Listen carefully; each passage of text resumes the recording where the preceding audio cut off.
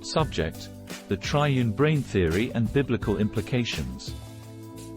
Hello world and God's faithful. If this is your first visit to my channel, to God be the glory first and foremost, and I bid you welcome. If you are one of my few subscribers or a follow-up visit, then welcome back and thank you. This is my 9th promotional video for my book titled The Magnificence of the Three. It is a non-fiction and about the scientific nature of the Bible. Release date had been moved back, unfortunately, at least to the end of June. The main character in book is the atom, and the title of book is a reference to the atom's three magnificent particles. I am making claims and using scientific discoveries and theories in support. For example, I am using the Triune Brain Theory, social brain hypothesis, and scientific subjects such as epigenetics, atom and emotions to explain biblical parables. For example, one of my claims proposes the idea that after Adam and Eve were created, the rest of biblical stories were about God's design for brain development and tools required for this purpose. One of the scientific theory that I am using to explain this claim is referred to as the Triune Brain Theory that was proposed by neurologist Paul D. MacLean. He claimed that the brain was developed in three different sections.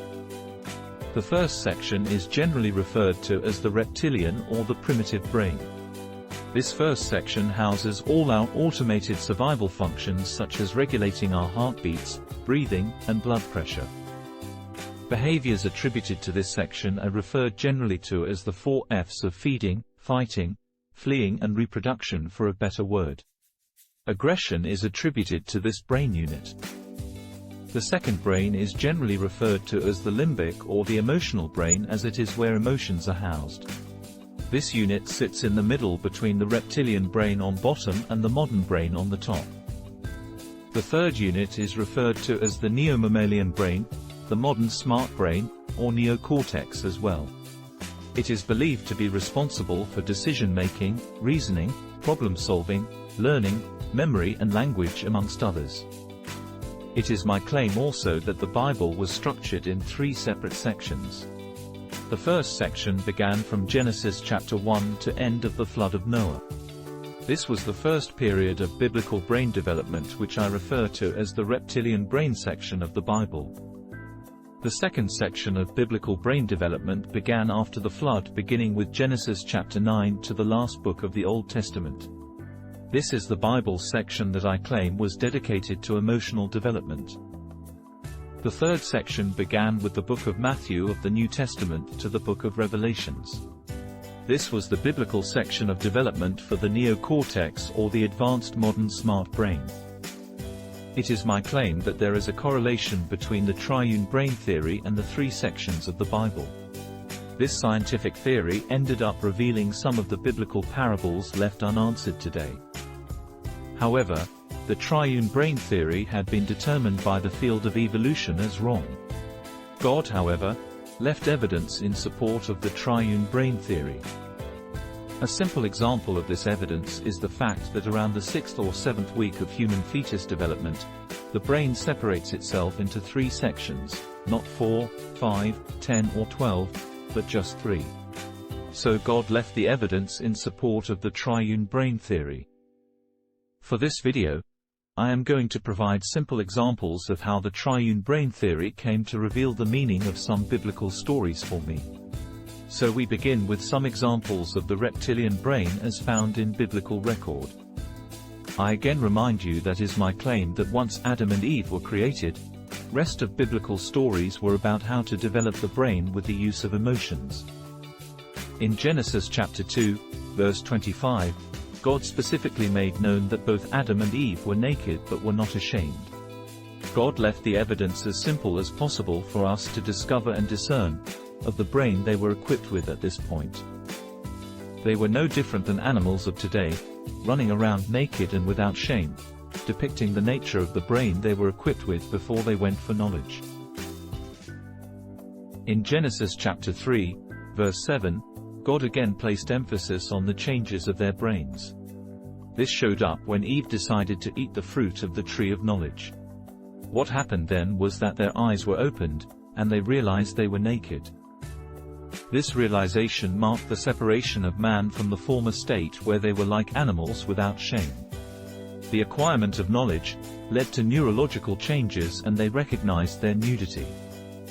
It was not meant to have sexual overtones but to define different stages of neurological separation.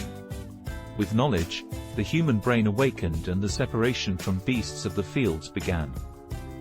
Our evolutionists and science had been trying to find this separation point between man and beast, but the Bible was the first to record this. What God preserved in story form was that man was once no different than a beast of the field. This point was preserved with their nakedness but without shame. The separation between man and beast was done according to God, by an emotion, and this emotion was desire. The human's desire for knowledge revealed the design of the brain and tools needed for development. These tools would be emotions, and desire was their representative in the parable. It is my claim that God designed the brain to be developed for knowledge with the use of emotions. This was how the tree of knowledge contributed to their recognition of their nudity. This was the meaning of the decision by Eve and desire to go for knowledge. So the triune brain theory came to parallel God's record. Both man and beast were initially equipped with same brain.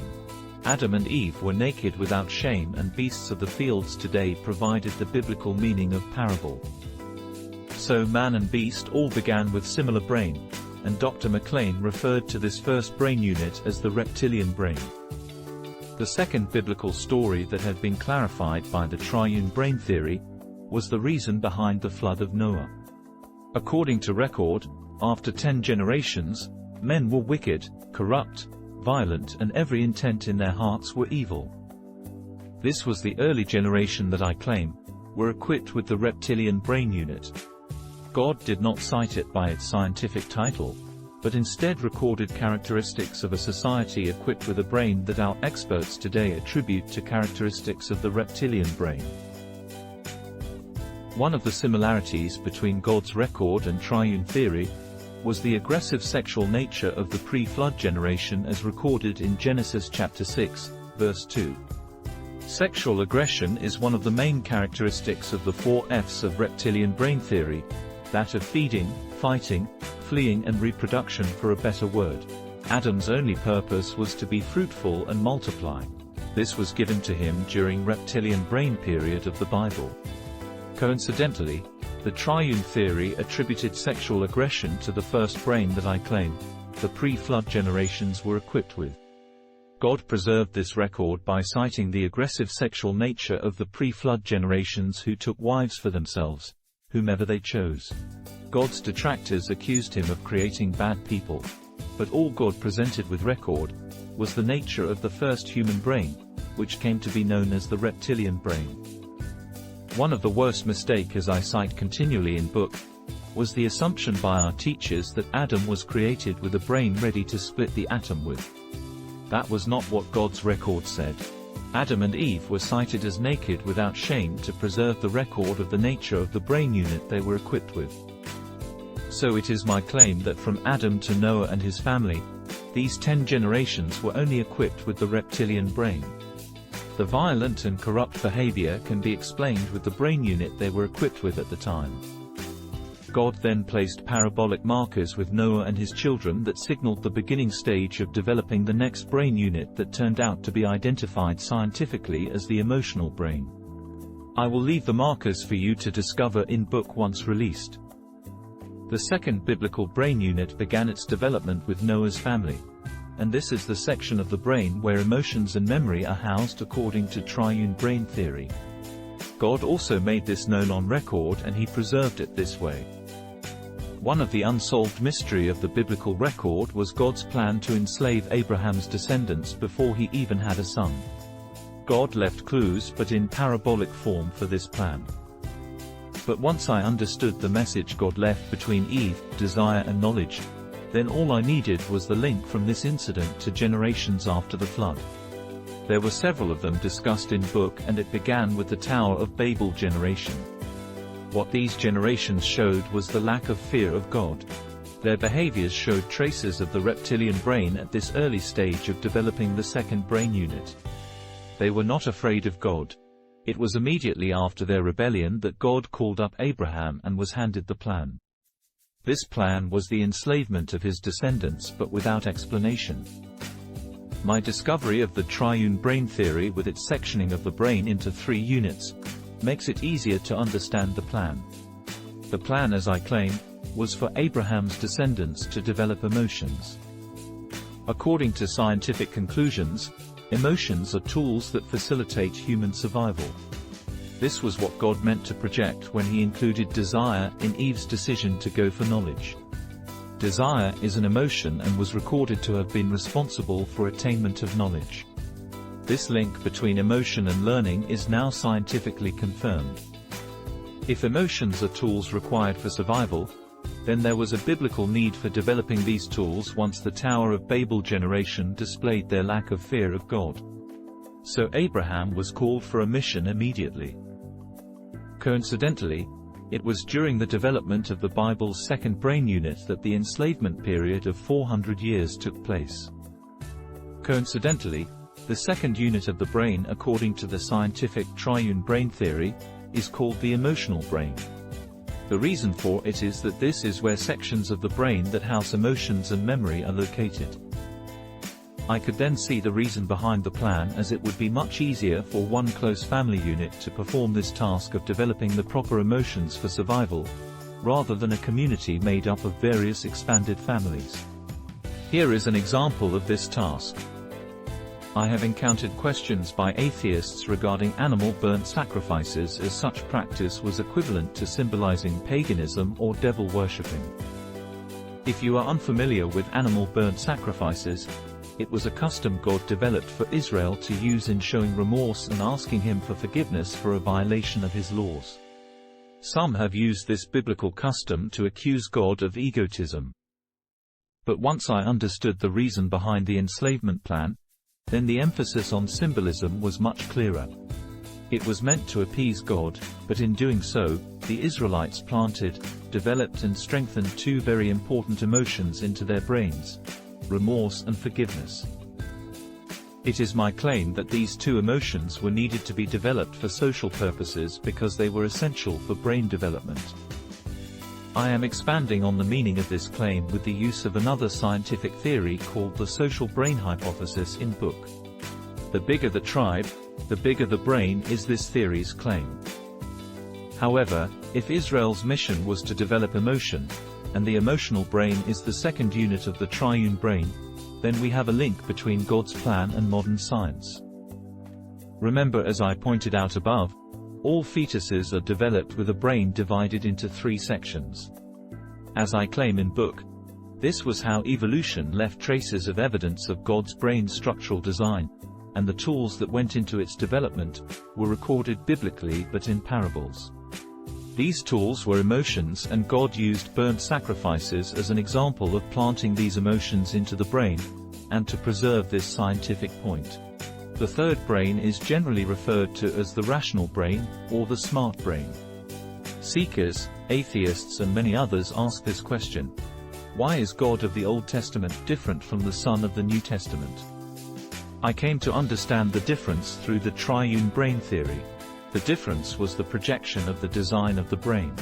The God of the Old Testament exhibited the behaviors of the brain unit at that state of human development. These stages were the reptilian brain and the emotional brain units. The violence of the pre-flood generation of humans was expected behavior of the reptilian brain. The drowning of the world and the killings in the first 5 books of Old Testament were depictions of the characteristics of the reptilian brain unit also. Then in the New Testament, God returned to earth as the Son, and his behavior depicted the opposite changes from when he was on earth as recorded in the Old Testament. It is my claim that there had only been one God, and when he returned as the Son, he displayed examples of emotions needed for development of the new brain. Such examples as mourning for others, be peacemakers, forgiving of one another, be merciful as expressed in Sermon on the Mount are examples of these emotions. These emotions were developed in the Old Testament, and he returned again to what I see now, as to prepare mankind for the development of the new brain. In order for us to fulfill the design, we need to fully understand the nature of emotions and their roles in the design of the brain. Our scientists recently discovered how emotions play this role in learning and memory. The characteristic changes between the old God and the new God depicted the expected changes in behavior of mankind as a result of advanced brain development. The new God depicted the stage of the new modern brain that was developed and separated from the reptilian and emotion brain units of the past. God did not label it as a new brain but identified this new brain with changes in behavior compared to how God of the Old Testament interacted with his tribe in the past. And as generally understood and accepted today by science, behind every human behavior is an emotion. By developing the proper emotions for survival such as remorse and forgiveness, social behaviors are expected to change, and the expected byproduct as depicted by incident in the Garden of Eden would be knowledge. I cited samples in Book of the Correlation and Coincidental Rise in Advanced Knowledge with the timeline of God's return as the Son. For million years man was on Earth according to evolution, but for some reason, advanced knowledge just coincidentally began its rise with the return of God as the Son. It was the triune brain model that explains for me of the differences between God of the Old Testament and the Son of the New Testament. It had to do with the biblical design of the brain, and how emotions were the tools needed for its development. On first public speech, God the Son let it be known right away with the blessings of the Beatitudes of the Sermon on Mount, of the proper emotions needed for developing the third unit of the brain. Each stage of Bible's brain development displayed behaviors appropriate for that time period of brain development. Even God behaved as consistent with those stages. For example, God did not hesitate to drown the world during reptilian brain period with the flood. Then burned all life in Sodom and Gomorrah during early transition period from the reptilian brain to the second brain unit in the book of Genesis. Then after 31 books of the Old Testament, God showed patience with Jonah and saved a sinful city that was not even of Israelites, but a sinful city of Gentiles. So even God's behavior showed changes at this stage of developing the second brain unit. He was already forgiving and patient with Jonah and city of Nineveh. Then when he returned as the new God to depict the nature of the new brain, he offered his life as a sacrifice for others.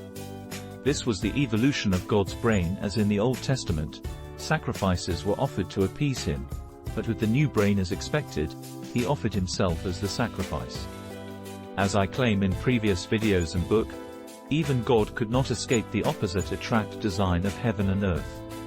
He became the opposite of himself when he returned to earth as the new and improved God, thereby projecting the expected evolution of a well-developed brain.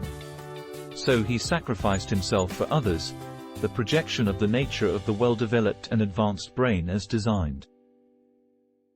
Coincidentally, knowledge began leaping in bounds during the time period the sacrifice took place, in spite of man being on Earth for a million years with nothing to prove brain development with but arrow flints and cave paintings.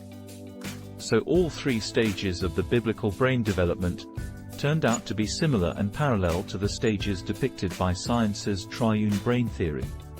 Again, we can't ignore the fact that God left the evidence of how the brain was designed in three stages with the development of the brain of a human fetus. Now to ensure that I am clear as to my understanding of the Triune Brain Theory, I am not claiming that humans came from reptiles as Dr. Paul MacLean seemed to claim in theory. I am claiming that Adam and Eve's brains were equipped with the same brains as reptiles and beasts of the fields when they were presented to the world in Genesis chapter 1 and 2. This was what God meant when he said that Adam and Eve were naked but were not ashamed. The brain was already designed but needed development. And the tools God said were needed for this purpose were going to be emotions. I close out this video by pointing out that the three sections of the triune brain as preserved by the fetus, the three sections of the Bible, and the sectioning of the brain into three distinct sections based on triune brain theory, are all consistent with the magnificence of the three biblical theme that extended to earth as discussed in book and in previous videos. This is all for this video. Hope it answers a lingering question of yours and improves your relationship with God. The book is on final stages of publishing process, and hopefully I can provide a definite release date by the next video. You can however pre-order a copy from Amazon, Barnes & Nobles, iTunes and from your Christian bookstores. If video has value to you, please share it so other seekers can find God as I found Him, and subscribe to my YouTube channel so you can get updates of book release date, as well as new videos when uploaded. Thank you for your time, and may God be your guidance and supporter each day of your journey. Till next time, stay safe and blessed.